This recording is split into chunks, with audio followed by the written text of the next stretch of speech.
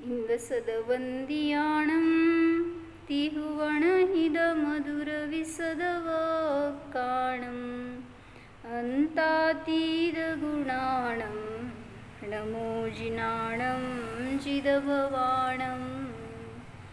कुंदकुंदाचार्य भगवान की जय। पंचास्तिकाय संग्रहामध्ये 14 नंबरची गाथा आहे. काय सांगितली गाथा?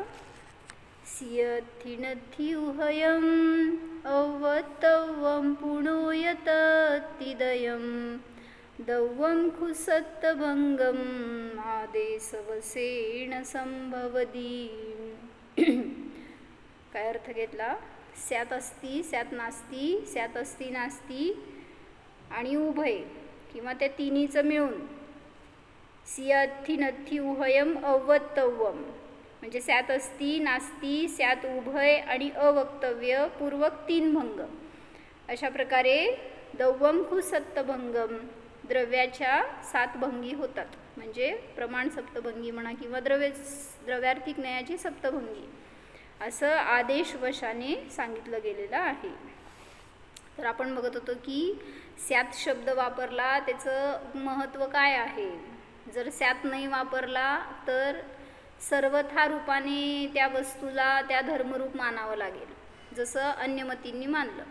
आणि मग त्यावेळेस तिथं एकांत झालं तर नियमाने ते वचन त्या वस्तूचं स्वरूप मिथ्या होईल म्हणा किंवा दोषास्पद होईल. म्हणून सगळ्या दोषांचा निवारण करणारा हा स्यात शब्द आहे. आणि मग त्यापूर्वक जी सप्तभंगी बनली तर त्याचं आपण वर्णन इथं बघत होतो. नय चक्रमधनं थोडं वाजत होतो आपण. स्यात शब्दाच्या बरोबर प्रमाण सप्तभंगी आणि नय सप्तभंगी होतात. पान नंबर 130 आहे. दोनों ही भंगियों में प्रतिपक्षी धर्मों का निराकरण नहीं होता. म्हणजे अस्ति धर्मातून सप्तभंगी केली तर त्याच्या प्रतिपक्षी धर्म आहे नास्ति, त्याचा आपण निराकरण केलं नाही, अभाव केला नाही, म्हणजे त्या धर्माला सुद्धा स्वीकार केलेला आहे.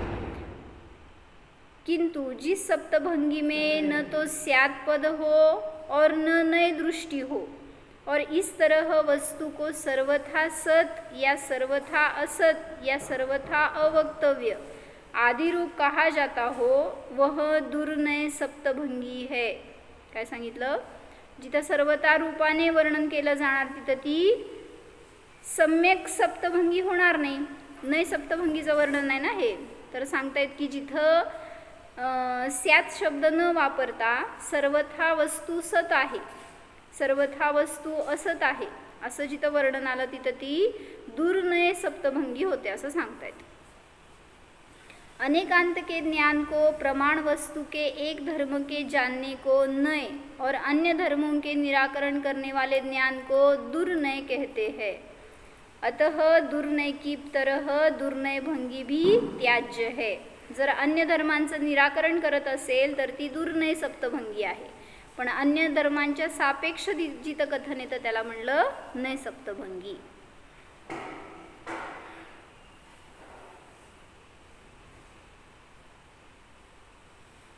वस्तु के किसी एक धर्म को ग्रहण करने पर दूसरा उसका प्रतिपक्षी धर्म होता है. वे दोनों ही धर्म वस्तु के स्वभाव है. सभी वस्तुओं के स्वभाव में सप्तभंगी की योजना करना चाहिए. काय सांगायला लागलेत? जेव्हा वस्तूचा एक धर्म ग्रहण करतो तर त्याच्या प्रतिपक्षी दुसरा धर्म असतो. वे दोनों धर्म वस्तु के स्वभाव है. उदाहरणार्थ घेतलं, नित्य हा धर्म आहे तर प्रतिपक्षी धर्म कुठला मामा? नित्यच्या प्रतिपक्षी विरुद्ध मामा. नित्यच्या विरुद्ध धर्म अनित्य. एकच्या विरुद्ध धर्म अनेक. सतच्या विरुद्ध असत. तर हे दोन्ही धर्म म्हणजे त्या द्रव्याचा स्वभाव आहे हे सांगतायत. असं नाही आहे की आपण काल्पनिक काहीतरी लावलंय त्याच्याशी. तर जर दुसऱ्या धर्माचा अभाव केला तर ती दुर्नय सप्तभंगी होते असं सांगतायत. दोन बर वे दोनों ही धर्म वस्तु के स्वभाव है, सभी वस्तुओं के स्वभाव में सप्तभंगी की योजना करना चाहिए. कारण प्रत्येक द्रव्यामध्ये अनंत धर्म आहेत आणि प्रत्येक धर्माशी रिलेटेड एक एक सप्तभंगी आहे. म्हणून सांगतात की प्रत्येक द्रव्याच्या स्वभावामध्ये सप्तभंगीची रचना होते. जैसे अस्थि धर्म का प्रतिपक्षी नास्ति है, एक का प्रतिपक्षी अनेक है. ये दोनों ही अर्थात अस्थि और नास्ति या एक और अनेकत्व वस्तू के धर्म है. कुठल्या वस्तूमध्ये धर्म आहेत हे? प्रत्येक वस्तूमध्ये अस्थि आणि नास्ति धर्म त्याच्याशी रिलेटेड आहे. तर आज काय सांगितलं त्यांनी, काय म्हणायचं, स्यात नित्य आहे, स्यात नित्य नाही. असं म्हणताना नित्य नाही म्हणजे काय?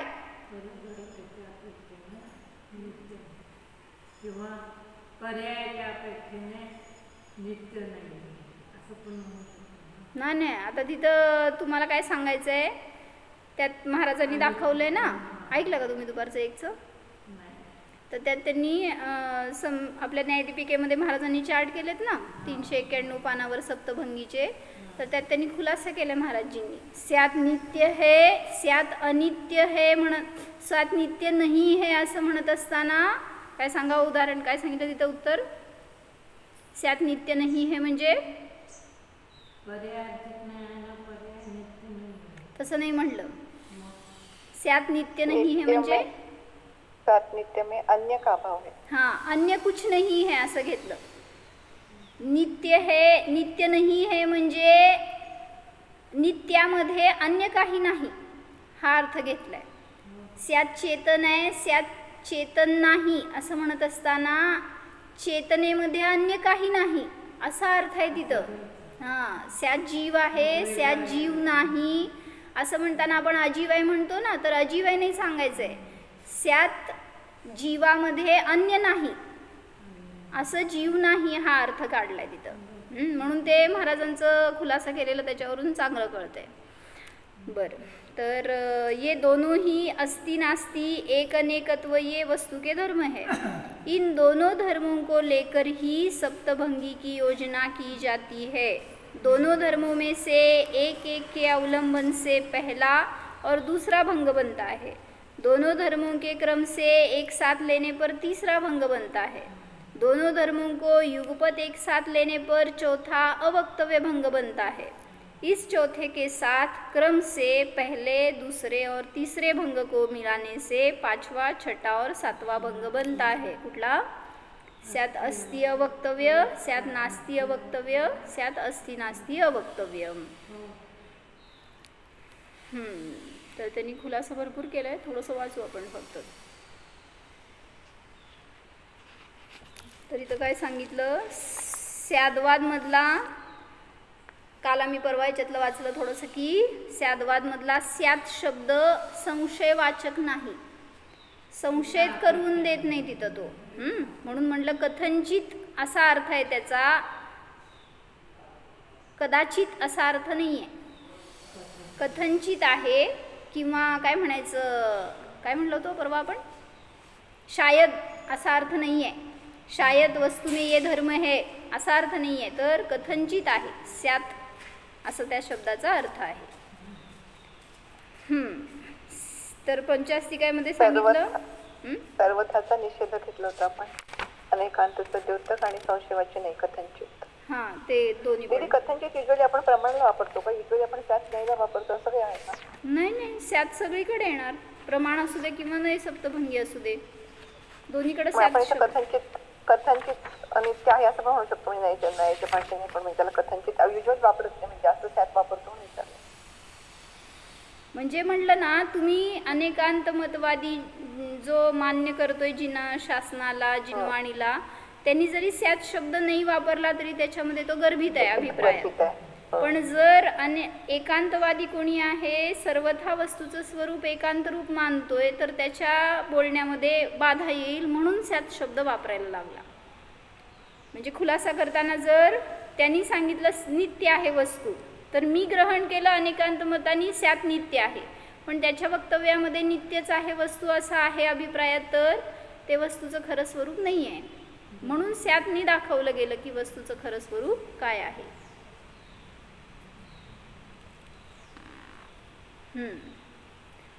तर इथं थोडंसं असं घेतलंय की जेव्हा वस्तूमध्ये आपण हे 7 धर्म मानतो त्यावेळी सप्तभंगीची रचना होती. पण जर नाही मानले तर काय काय आपत्ती येते हे सांगायला लागले.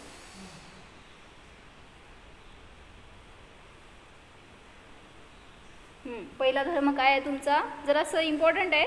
काय करत असला काम तर थोडंसं ऐका. एवढंसं काय सांगितलं म्हणजे काम करायला नको. ॲक्च्युली दुपारी सांगितलं आहे तुम्हाला सगळ्यांना, जिनवाणीचा अभिनय आहे तो, त्यामुळे काम करत कधी ऐकू नका जिनवाणी.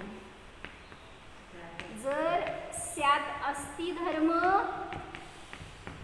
काय सांगतो, पहिल्यांदा अस्ति धर्म काय सांगतो, वस्तू कथंचित आहे. जर तो भंग नाही मानला तर काय आपत्ती येते, काय दोष येतो सांगा.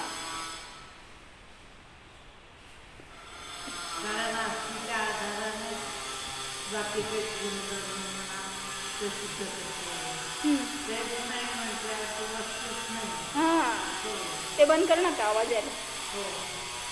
काय सांगितलं, जर स्यात अस्ति हा भंग नाही मानला तर वस्तूचाच अभाव होऊन जाईल. ही आपत्ती दिली आहे. वस्तूचा अभाव होईल. जर अस्ति हा धर्म किंवा स्यात अस्ति हा भंग नाही मानला तर ही पहिली आपत्ती दिली. म्हणून म्हणतात की वस्तू कथंचित आहे. आता दुसरा भंग म्हणलं म्हणजे काय म्हणायचं, याच्यावरून काय समजलं, जर अस्थिभंग सिद्ध नाही झाला तर नास्तिभंग सुद्धा सिद्ध होणार नाही. आणि मग कुठलेच भंग सिद्ध होणार नाही, त्यामुळे सुद्धा वस्तूची व्यवस्था राहणार नाही. म्हणजे सगळे 6 द्रव्यांचाच नाश होऊन जाईल, विश्वव्यवस्थाचा नाश होऊन जाईल. म्हणून म्हणलं स्यात अस्ति हा भंग पहिला ठेवला. दुसरं सांगा, स्यात नास्ति भंग नाही मानला तर काय आपत्ती येईल. याच्या अभावामध्ये, या भंगाच्या अभावामध्ये काय आपत्ती येते हे सांगायला लागेल. वस्तू सर्व एकरूप होऊन जातील ना, का, कारण त्याच्यामध्ये दुसऱ्याचा अभाव नाही घेतला तर टेबलच खुर्चीच असं सगळं होऊन जाईल ना. ते त्याला नास्ती जरुरी आहे. नास्ति भंग नाही मानला तर कथंचित असत्व भी वस्तु का धर्म है, क्योंकि स्वरूप आदि की तरह यदि पररूप आदि से भी वस्तु को असत नहीं माना जाए. जर पररूपाने सुद्धा वस्तू नाहीच असं म्हणलं तर वस्तू का कोई निश्चित स्वरूप नहीं बन सकता. कारण तुम्ही स्वरूपाने आहे पररूपाने नाही हे तुमचं रूप आहे ना तुमच्या द्रव्याचं. पण जर नास्ति हा भंग नाही मानला तर पररूपाने नाही असं सिद्धच होणार नाही. त्यामुळे एक विशिष्ट वस्तूचं स्वरूप तुम्ही सांगू शकणार नाही. म्हणून तुम्ही सांगितलं सगळं एका वस्तूचं स्वरूप दुसऱ्या वस्तूमध्ये मिसळेल किंवा दुसऱ्या रूप म्हणावं लागेल, तर असं तर होत नाही. म्हणून वस्तूचं पेज नंबर 130 आहे. निश्चित स्वरूप राहणार नाही. वस्तूचं निश्चित स्वरूप राहणार नाही, नहीं बन सकेगा. ऐसी स्थिति में यह घट ही है पट नहीं है ऐसा नहीं कहा जा सकेगा. सोपं करून सांगितलं, एकदम समजण्यासारखं आहे. जर नास्ति भंग नाही मानला तर ही वस्तू घटच आहे पट नाही असं तुम्ही सिद्ध करू शकणार नाही. कारण पट नाही हे त्या अस्ति आणि नास्तीने सिद्ध केलं होतं. पण जर हे भंग नाही मानले तर पट पण त्यामध्येच मिसळला असं म्हणावं लागेल. पुढं सांगितलं, पुढचा तिसरा भंग नाही मानला तर अस्ति नास्ति भंग नाही मानला तर काय आपत्ती येईल.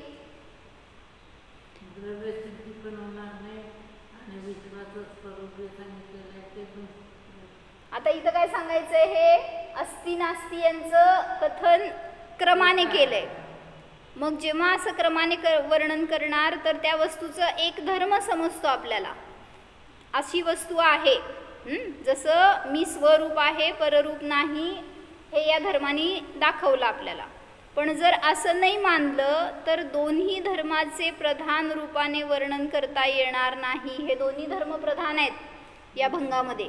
मग जर ते भंगच नाही मानलं तर त्या दोन्ही धर्मांचं कथन करता येणार नाही. विवक्षित अस्ति नास्ति आदि को भी वस्तु का धर्म समझना चाहिए. जो अस्ति है वह अपने द्रव्य क्षेत्र काल भाव से है, अन्य द्रव्यादि से नहीं. जैसे घड़ा पार्थिव रूप से, इस क्षेत्र से, इस काल की दृष्टि से तथा अपनी वर्तमान पर्यायों से है, अन्य से नहीं. एक उदाहरण देऊन सांगितलं. घट आहे तो कसा आहे, कुठं आहे, कधी आहे, काय करतोय, हे सगळं द्रव्यक्षेत्र कालभाव त्या घटामध्ये आहे. मग तो स्वरूपाने आहे, पररूपाने, अन्य रूपाने नाही. अतः घडा स्यात अस्ति और स्यात नास्ति है. बरोबर, एकाच वेळी तिथं सांगितलं की दोन्ही धर्म त्याच्यामध्ये क्रमाने आहेत. इस तरह स्वसत्ता का सद्भाव और परसत्ता के अभाव के अधीन वस्तु का स्वरूप होने से उभयात्मक है. भाव रूपता और अभाव रूपता दोनों परस्पर सापेक्ष है. अभाव अपने सद्भाव तथा भाव के अभाव की अपेक्षा सिद्ध होता है, तथा भाव अपने सद्भाव तथा अभाव के अभाव की अपेक्षा सिद्ध होता है. हे सगळं वाचलं होतं आपण. फक्त मला सांगायचं होतं की जर हे दोन्ही धर्म क्रमाने त्या वस्तूत आहेत असं नाही मानलं तर तिथं त्यांना प्रधान रूपाने सांगता येणार नाही. पुढचं अवक्तव्य भंग नाही मानला तर काय आपत्ती येते सांगा.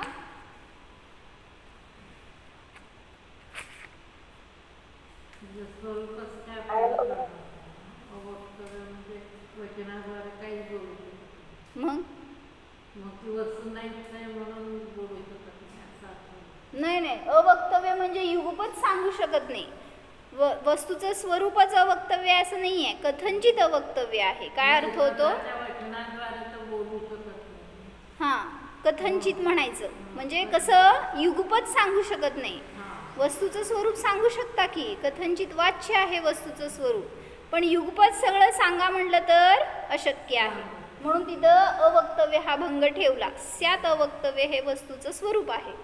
मग जर हे स्वरूप नाही मानलं तर जसं इथं म्हणलं ना, अस्ति आणि नास्ति या दोघांचं प्रधान रूपाने क्रमाने कथन करता येणार नाही, तसं इथं प्रधान रूपाने त्या दोन्ही धर्मांचं कथन युगपत करता येणार नाही असं सांगतायत. कारण हे युगपत सांगतायत ना, अवक्तव्य हे स्वरूप वस्तूचं युगपत आहे, मग त्याचं कथन तुम्ही करू शकणार नाही. आता पुढचे तिन्ही सुद्धा असं समजून घ्या की जर त्या धर्मांना नाही मानलं तर त्या वस्तू स्वरूपाचा अभाव होईल किंवा ते वस्तूचं स्वरूप स्वतंत्र राहणार नाही, अन्यांमध्ये मिसळेल म्हणा, किंवा ते वस्तू सर्वरूप होऊन जाईल किंवा स्वरूप त्याचं तसं भिन्न राहणार नाही. अतः घटादि स्यात अस्ति और स्यात नास्ति है. यहाँ घट में जो पट का नास्तित्व है वह भी घट का ही धर्म है. काय, घटामध्ये पटाचं जे नास्तित्व आहे ते घटाचा धर्म आहे का पटाचा धर्म आहे? घटाचाच धर्म आहे. काय म्हणले मामा? मी माझ्या रूपाने आहे, तुमच्या रूपाने नाही. मग हा धर्म माझा आहे का तुमचा आहे?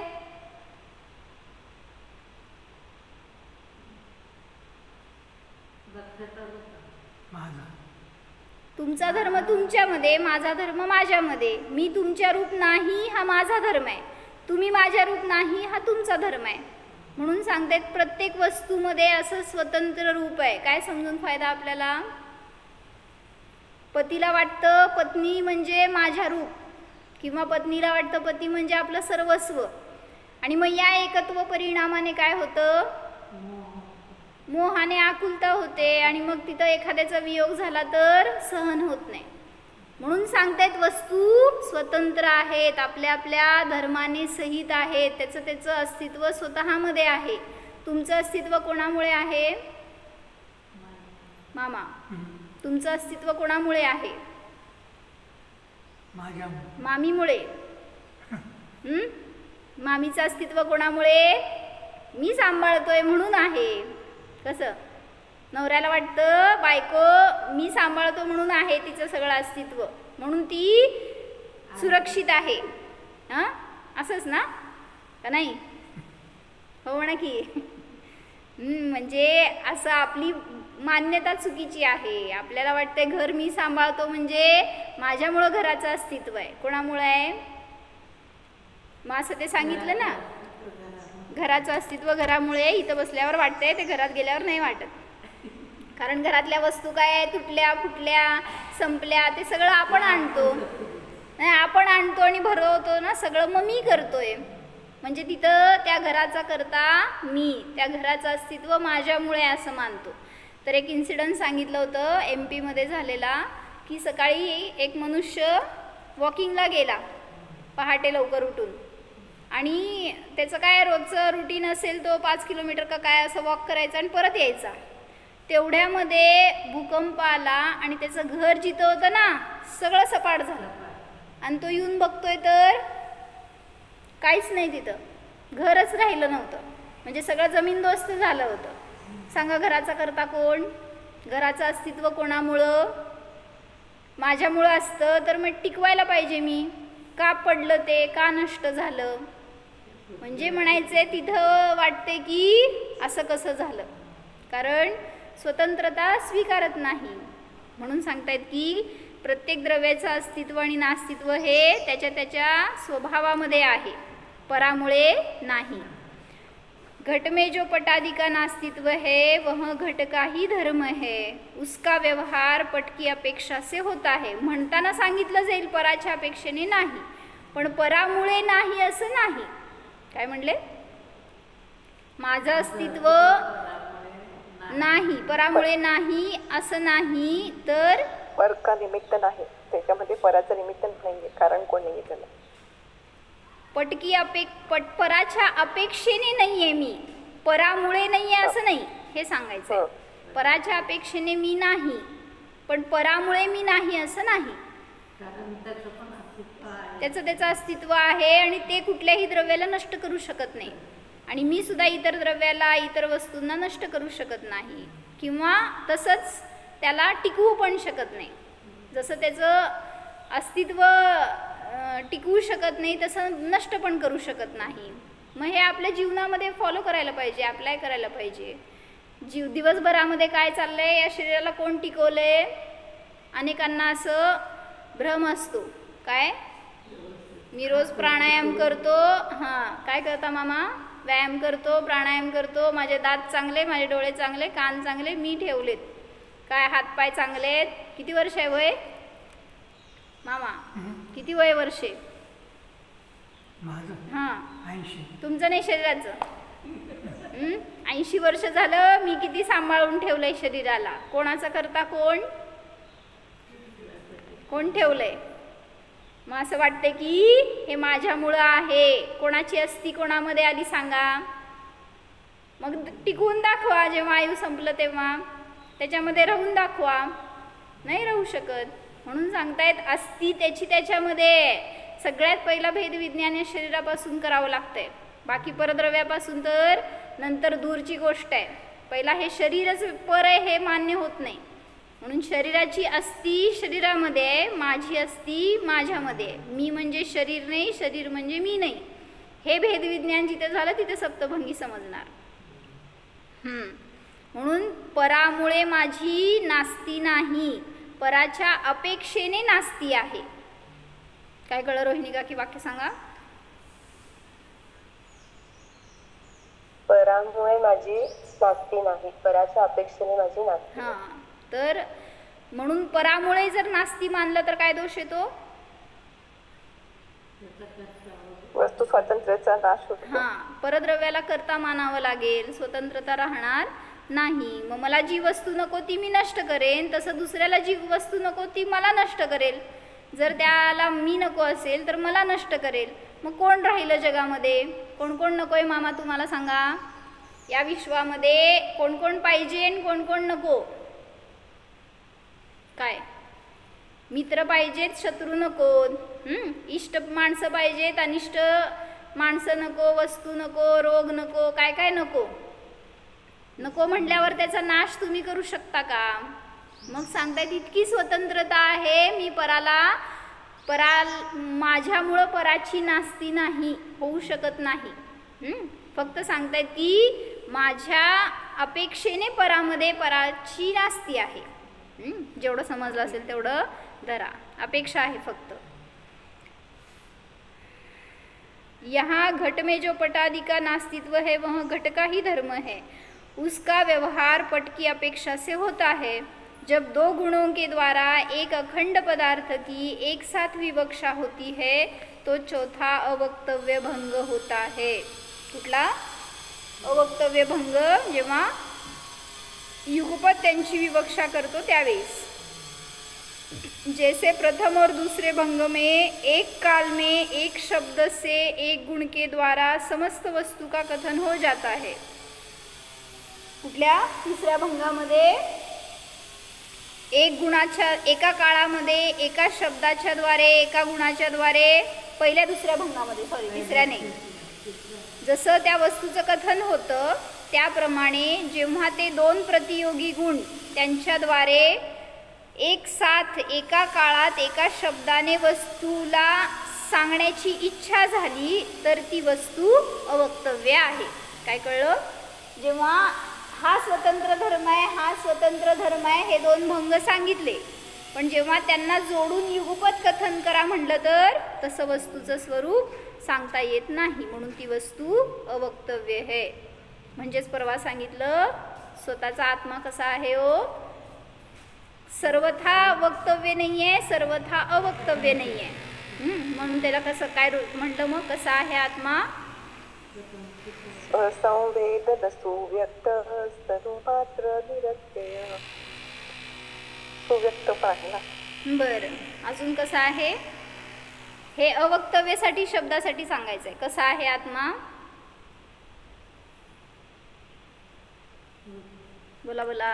एकदम दोन्ही सांगू शकत नाही, दोन्ही धर्म एकदम सांगू. ते सांगितलंय आचार्यांनी, त्यासाठी एक शब्द सांगितलाय.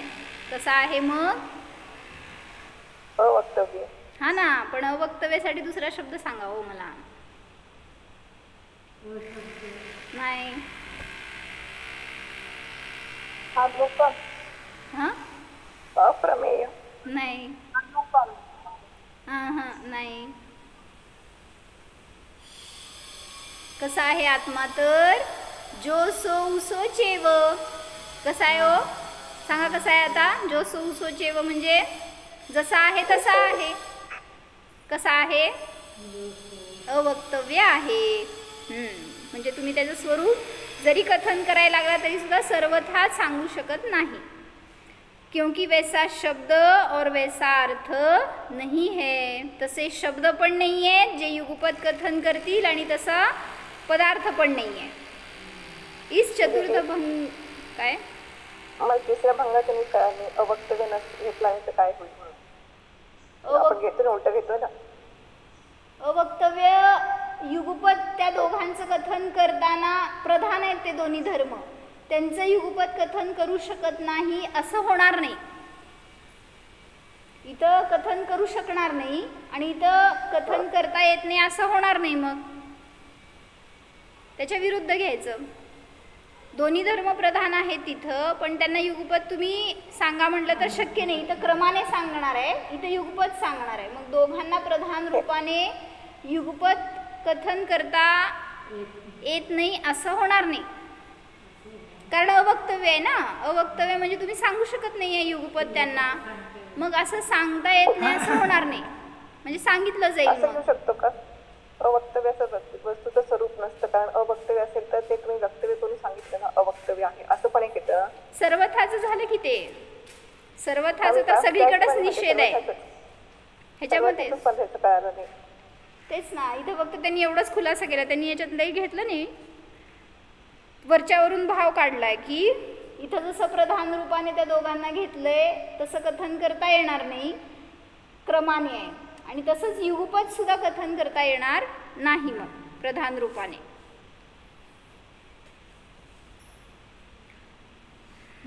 कुठं गेलं? इस चतुर्थ भंग के साथ पहले के तीन भंगों की संयोजना से अन्य 3 भंग निष्पन्न होते है. मग काय फायदा ह्याच्यावरून सगळं समजून?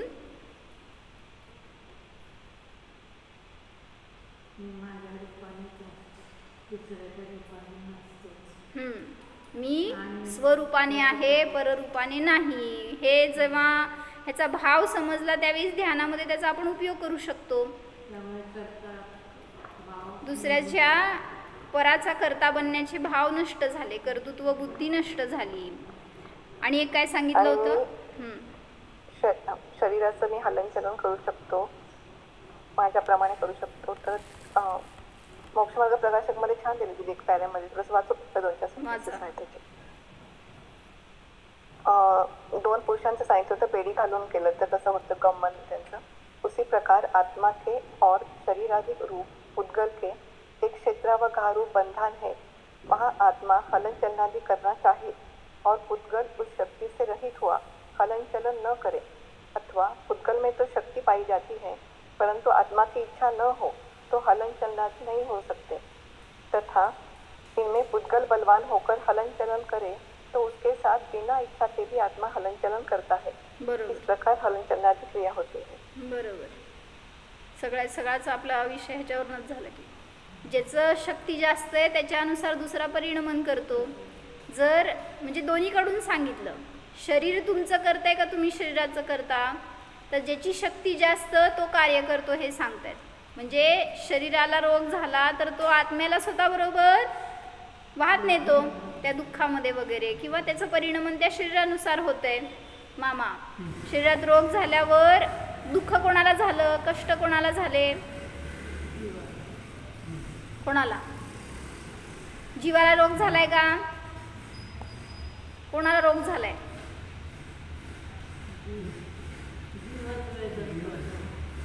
जीवाला रोग झालाय का शरीराला झालाय? जीवाला रोग होतो का? शरीराला रोग झाला, पण जीव स्वतः रोगी बनला विचाराने, आणि मग शरीर जसं नेतंय तसं जातो जीव. आणि ते जीवाची शक्ती जास्त असेल आणि शरीर जरी निर्बळ झाला असेल तरी सुद्धा व्रत उपास संयम करत असताना त्या जीवाला, किंवा संलेखना धारण केलेली असताना त्या जीवाला स्वतःची शक्ती जर त्यांनी ओळखली असेल तर त्या शरीराला स्वतः बरोबर ओढत नेतो. मग त्या संलेखनेपर्यंत तो गाठू शकतो. स्वस्व प्रभाव भूयस्त्वे स्वार्थम कोवा न वांछती. ज्याचा प्रभाव जास्त आहे त्याच्यानुसार कार्य झालेलं दिसून येतं. आणि तिथे म्हातारपणी मानसिका किंवा हाताला कंप होताना पण जाणवतो. म्हणजे त्यांना नाही, किंवा डोळ्याची पापडी हलत ऑटोमॅटिकलीच करते. छादस्थाना झाला ना, म्हणजे बरोबर आहे. आणि पुद्गलचं करते. जसं पॅरालिसिस पण झालंय एखाद्याला, अंग सगळं अर्ध निकामी झालंय, त्याची इच्छा आहे मला चालवायचंय, चालायचंय, बोलायचंय, हलायचंय, पण अंग काय करू शकतो शरीराला तो? मग त्याचं परिणमन स्वतंत्र आहे हे तिथं पण कळतं. त्याला मी बदलू शकत नाही, हलवू शकत नाही. मग ते जसं चाललंय तसं चालवावं लागतंय. म्हणून किती शरीरापासून भेद करतो, जितकं जाणण्याचा प्रयत्न करतो वेगळा आहे मी आणि शरीर भिन्न भिन्न आहे, हे जेवढं जाण्याचा प्रयत्न करणार तेवढी स्थिरता आहे, शांती आहे. नाहीतर जरा जरी रोग झाला, त्रास झाला शरीरात तर भयंकर आकुलता होणार, ज्ञान स्थिर राहू शकणार नाही. म्हणून आतापासून प्रयत्न करा की मला ज्ञानात राहायचे, या अज्ञानात, या अचेतनात जायचं नाही आहे. या अचेतनापासून मी भिन्न आहे. तर तेवढा एक खुलासा केला होता की अनेक वस्तूंमध्ये असणाऱ्या धर्मांनी सप्तभंगी होत नाही. एकाच वस्तूतील एका धर्माच्या अपेक्षेने सप्तभंगी होते. एकाच वस्तूच्या धर्मामध्ये सप्तभंगी प्रवर्तते. मग किती सप्तभंगी असतात? तर एका वस्तूमध्ये अनंत सप्तभंगी असू शकतात, कारण अनंत धर्म आहेत. मग या सगळ्या रूपाने आत्म्याचं स्वरूप आपण समजून घेतलं तर आपल्याला अजून ध्यानामध्ये आनंद भोगता येणार. मी माझ्या रूपाने आहे तर हे रूप माझं कोणीही नष्ट करू शकत नाही. हे रूप मी स्वाधीन आनंदाने भोगू शकतो, जेव्हा पाहिजे तेव्हा भोगू शकतो. त्याला मला पराच्या मदतीची सुद्धा अपेक्षा नाही. म्हणून तिथं स्वतंत्रता समजते, एक ज्ञानाला दिशा मिळते किंवा विषय मिळतो. इतक्या प्रकाराने भंग केले तर असं सगळं रूप आहे जीवाचं, मग त्यातलं मला कुठलं रूप प्रयोजनभूत आहे, कुठल्या रूपाने मला शांती समाधान मिळणार, ह्याचा निर्णय केला तर आपण पण सम्यक्त्वाला प्राप्त होऊन आनंद भोगू शकतो. म्हणून स्वतःला जाणा. हो जाणा हा मी सत्स्वरूप आहे, हा मी असत्स्वरूप आहे,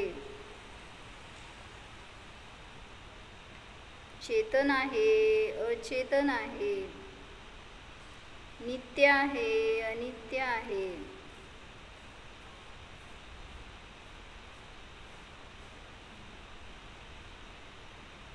आत्मा अनंत धर्मांचा पिंड स्वरूप आहे हे जाणा.